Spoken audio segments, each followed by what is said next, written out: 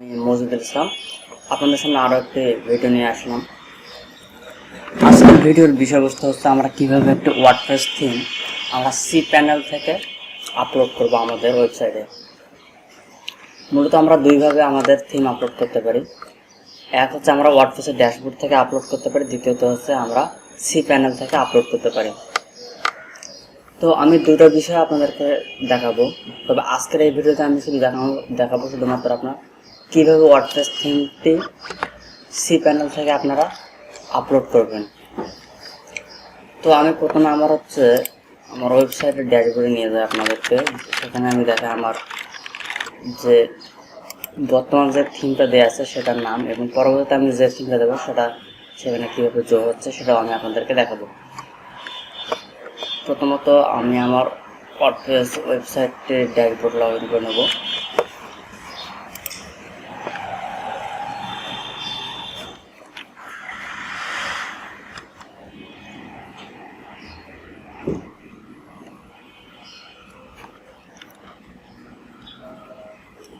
তো ড্যাশবোর্ডে log in হয়ে গেলে আমরা এখান থেকে অ্যাপিয়ারেন্স আসবো।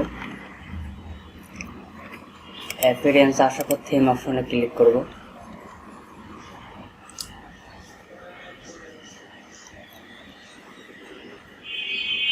তো এখানে দেখেন 4টা থিম দেওয়া আছে। তো আমি তার মধ্যে এই থিমটা অ্যাক্টিভ আছে, পপুলার এফএক্স অ্যাক্টিভ আছে। তো আমি বাকি 3টে থিম ডিলিট করে দেবো।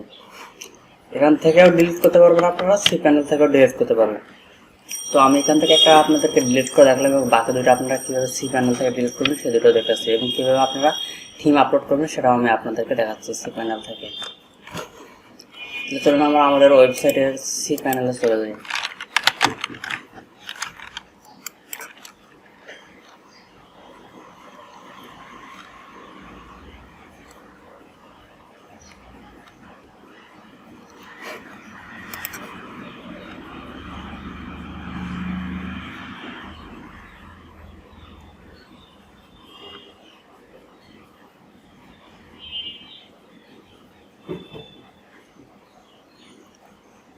তো লগ ইন হয়ে গেলে আমরা নিচের দিকে চলে আসবো, একটু হালকা করে স্ক্রল করে।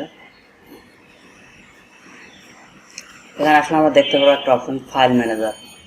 আমরা এখানে ক্লিক করব। ক্লিক করলে নতুন একটি ট্যাব ওপেন হবে।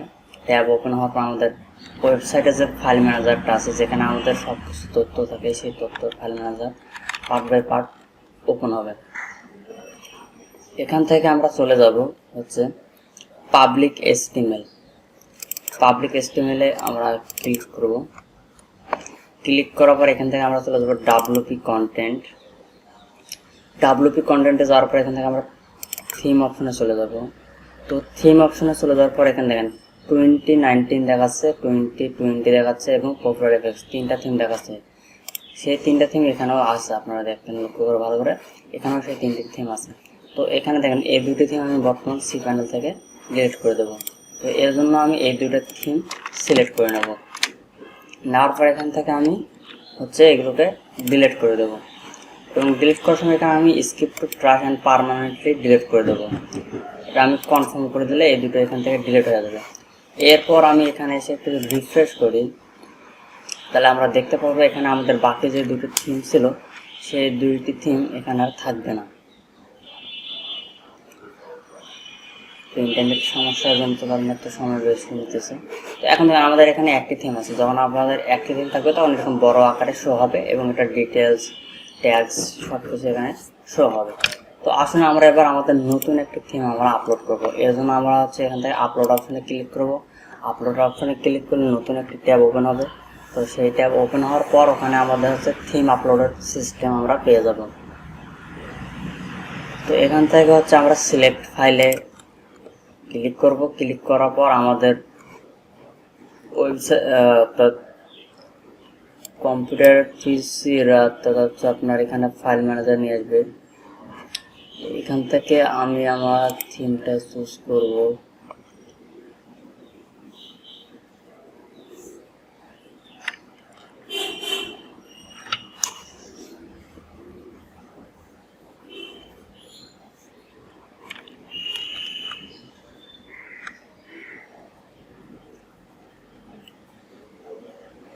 এখান থেকে আমি জান্নাত থিমটা সিলেক্ট করে দিলাম।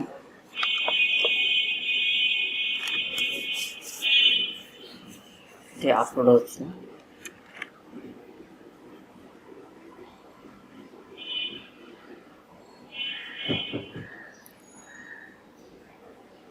একটু সময় নেবে, এটা যখন 100% হয়ে যাবে তখন এখান থেকে গ্রিন হয়ে যাবে।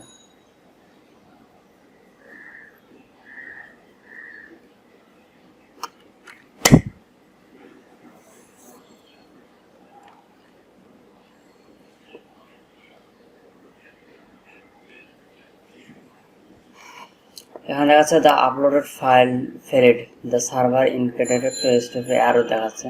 তো ইন্টারনাল মাঝে মাঝে এরকম অ্যারো দেখাতো, অ্যারো দেখালে আমরা এখান থেকে এটাকে আবার ক্লিক করে পূর্ব অবস্থায় চলে যাবো।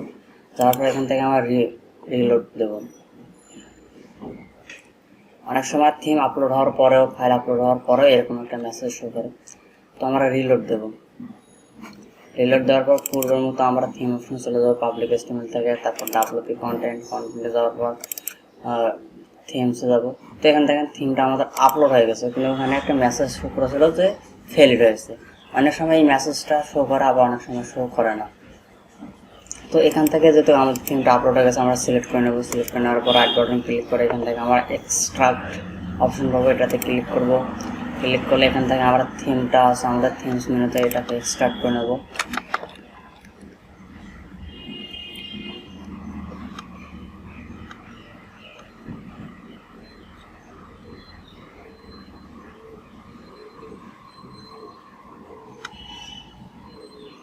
এখানে আমাদের থিমটা এক্সট্রাক্ট হয়ে গেলে এখান থেকে আমরা ক্লোজ করে দেবো। ক্লোজ করে দেওয়ার পর এখান থেকে আমরা শর্টে রিলোড দিয়ে দেবো। তারপর এখানে আমাদের হচ্ছে জান্নাত থিমটা চলে আসছে। এখান থেকে আমরা ক্লিক করব। ক্লিক করার পর এখানে সব কিছু আমরা দেখতে পারবো। সব কিছু এখানে আমাদের এক্সট্রাক্ট হয়ে গেছে। আমরা ব্যাক দেব। তারপর আমাদের হচ্ছে ওয়েবসাইটের ড্যাশবোর্ডে এখানে আসবে, আসার থিম অপশন এসে আমরা এখানে রিলোড দেবো।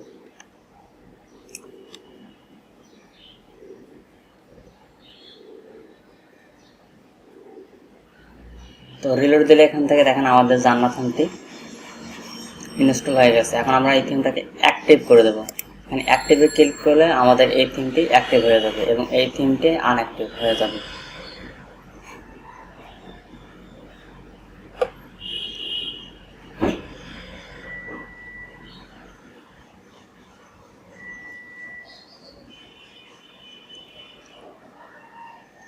হ্যাঁ, আমাদের হচ্ছে জান্নাত থিমটি অ্যাক্টিভ হয়ে গেছে এবং এটা আমার লাইসেন্স কি সহকারে অ্যাডজাস্ট করা ছিল এবং সব কিছুই মেনটেন হয়ে গেছে। তো এখান থেকে এই ছিল আজকের প্রসেসটা। এখান থেকে কিছু থিমের ডিফল্ট প্লাগইন থাকে যেগুলো ইনস্টল করে নিতে হয়, তাহলে সব ফিচারগুলো পাওয়া যায়। এতটুকু। তো যাই হোক, পরবর্তী ভিডিওতে আমি দেখাবো কিভাবে আমরা হচ্ছে ওয়ার্ডপ্রেস থেকে আমাদের থিমটা ইনস্টল করব। তো ওয়ার্ডপ্রেস থিম ইনস্টল করার সময় কিছু জিনিস থাকে, যেমন এখান থেকে ইনস্টল করা, এখানে আমরা 2 MB বেশি আপলোড করতে পারবো না প্রথম অবস্থায়, এটা একটা ফাংশনালি থাকে। তো সেক্ষেত্রে হচ্ছে আমরা এটাকে এখানকার সাইজটা বাড়ায় নিতে হবে। তো আজকে যদি আমি এটা যদি দেখাতে চাই তো সেক্ষেত্রে ভিডিওটা আরও অনেক বড় হয়ে যাবে।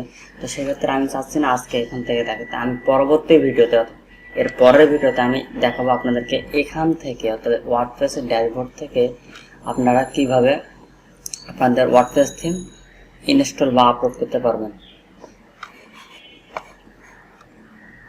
আর আপনারা আপলোড করা ছাড়া আপনারা হচ্ছে ওয়ার্ডপ্রেসের ড্যাশবোর্ড থেকে অনেক ফ্রি থিমস পাবেন, যেগুলো এখান থেকে আপনারা ইনস্টল করে সেগুলোকে আপনারা অ্যাক্টিভ করে নিতে পারেন। তবে এগুলো হচ্ছে আপনার ফ্রি থিম, এগুলোতে আপনি তেমন ভালো ফিচার পাবেন না। তো সেক্ষেত্রে আমার প্রিমিয়াম থিমগুলো ব্যবহার করে থাকি সকলে। তো আশা করছি ভিডিওটা অনেকের কাজে দেবে। যারা নতুন তাদের অবশ্যই এটা অনেক হেল্পফুল ভিডিও এবং কাজে দেবে, এবং যারা আগে থেকে জানে বা যারা অনেক এক্সপার্ট তাদের ক্ষেত্রে এটা আমি আশা করি যে তেমন একটা কোনো প্রভাব ফেলবে না, বরং তাদের কাছে আমার হচ্ছে চাওয়া থাকবে যে আমি কীভাবে ভিডিওটা করলে ভালোভাবে মডিফাই করে সকলের সামনে উপস্থাপন করতে পারবো, এমন কোনো যদি তারা আমাকে সাজেশন করে তো সেক্ষেত্রে আমার জন্য অনেক ভালো হবে। আর নতুনদের জন্য তো অনেক এটা হেল্পফুল ভিডিও। তো আশা করছি আমি পরবর্তী পার্ট নিয়ে আপনাদের সামনে খুব তাড়াতাড়ি হাজির হয়ে যাব। তো সেই পর্যন্ত আপনারা ভালো থাকুন, সুস্থ থাকুন। দোয়া রাখি আপনাদের জন্য, আপনারা যেন এরকম কাজ শিখে আপনারা নিজের এবং নিজের পরিবারের উন্নতি সাধন করতে পারেন।